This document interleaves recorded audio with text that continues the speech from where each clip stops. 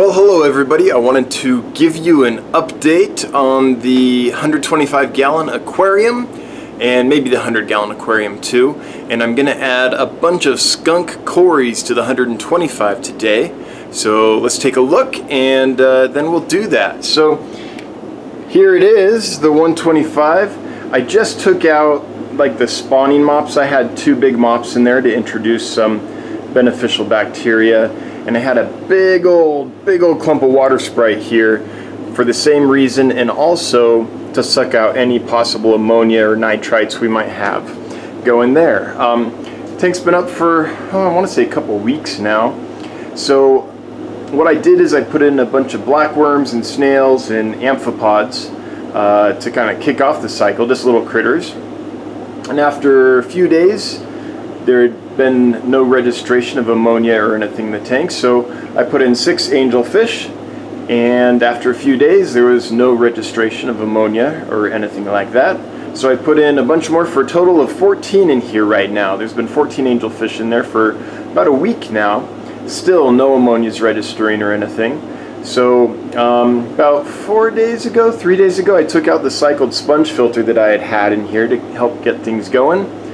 And again, no ammonia after a couple days. So then I took out those spawning mops and things today, and I think this tank is pretty well cycled. We're starting to get just a little bit, you probably can't see it on camera, oh yeah you can, a little bit of algae going on the glass and things. We're starting to get a little bit of color on the sand, things like that. So that tells me that this tank is cycled and it's getting seasoned as well. So it's not just cycled, but the environment itself is settling in and stabilizing.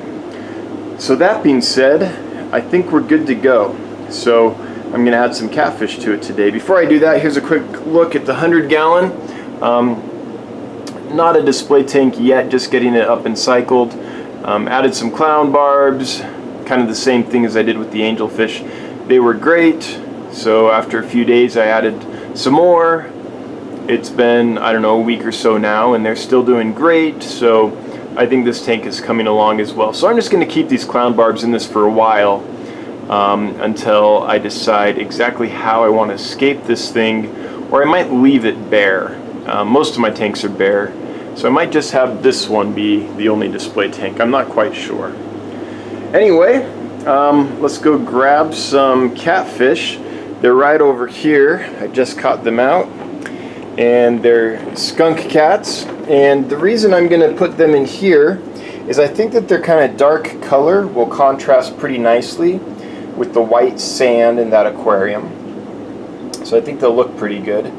And also, I'm having trouble shipping these. There's a few species that just for some reason I have trouble shipping, and this is one of them, so I'm probably never going to ship them, so I might as well use them in my display tank.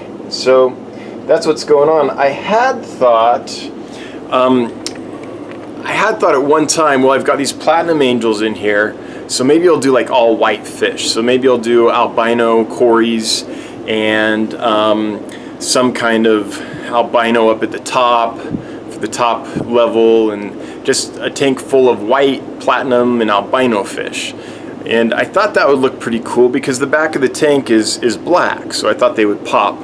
But then I thought that might get monotonous, so I'm not going to do that anymore. And also I am planting out this planter in here, so pretty soon we're going to have plants just growing all up the back, so it won't be all black anymore.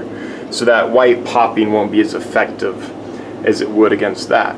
If I had gone just completely bare in this tank like I am downstairs at the moment, then maybe I would have done that, but with the plants and the sand and all that and the wood and things that I'm going to be putting in here, I think some variety is going to be the key.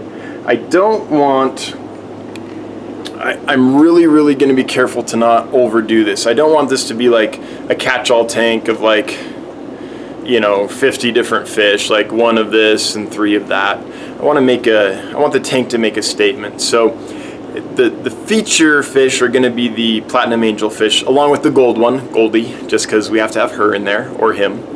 And so that'll be the feature fish, and I'll have a few fish to complement that. So the plan is to do some Skunk Corys, and then maybe some Paratilapia gunthri or some type of Gymnogeophagus, something like that, to kind of sift through the sand on the bottom and help keep the sand stirred up and keep anaerobic bacteria and things from settling in the sand. And then I'll do something on the top layer too. It might be hatchet fish. I really like hatchet fish. It might be, in fact, it probably will be hatchet fish. Maybe something else. I thought about killifish, but I'm not planning on having any plants up top. I'm not planning on having any floating plants, and so most of the Epiplades and Aplochilus and things like that wouldn't be as happy in this tank. So probably no killifish for the top, probably hatchets, but I'm not sure yet. I'm still thinking about that. And so anyway, that's where my mind's at with the tank. So that being said, let's get you set up here, and you can watch these catfish go in. All right, let me make sure you can see the right side here. I'm gonna put them in kind of over here, and here we go. Now when I do this, there's a whole bunch, there's a bunch of snail egg cases in here that I caught as I scrape along the sides and the bottom of the tank trying to catch the catfish. I pick up a lot of those in the net, so you're going to see a lot of that going in, but it's not going to hurt anything. So, oh yeah, I forgot.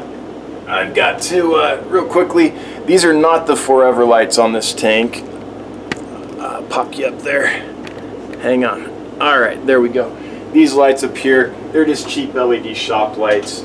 They're going to do for now until I can get something better up there. We'll eventually get some nice, I don't know, I'm thinking of a fluval system up there. So anyway, let's get those lights. And I think you're now set up to where we can do this. Alright, that's open. Good. So we're just going to take these guys and pour them in. And I think they're going to do great in here. Alright, so there they are. A couple snails hanging on. We'll throw those in. Let's get this lid back down and the lights back in position. And we'll take a look at them.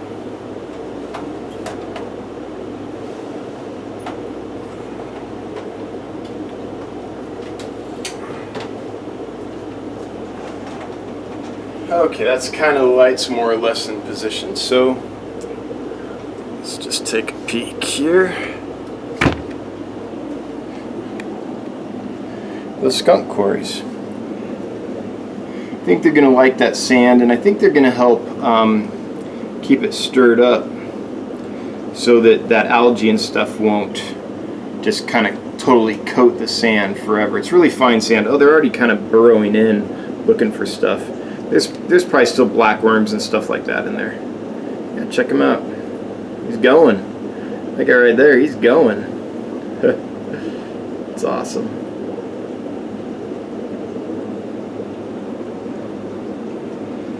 It'll take them a little bit to settle in, but they're already wanting to play in that sand. That's pretty cool. Corydor's sandbox.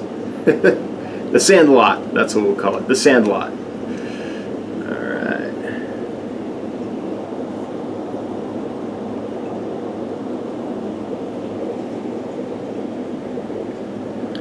Well, they didn't do what I expected them to do, which was find the nearest cover and just dash over and hide under it and kind of stay there for a few days.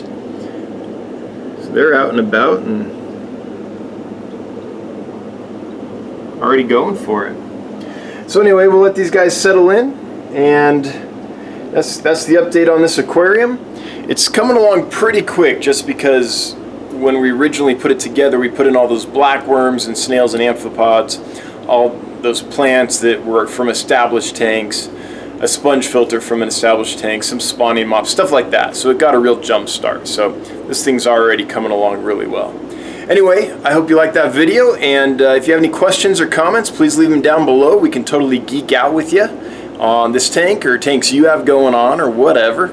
As long as it's fish related, it's good. And we'll talk to you next time. Thanks.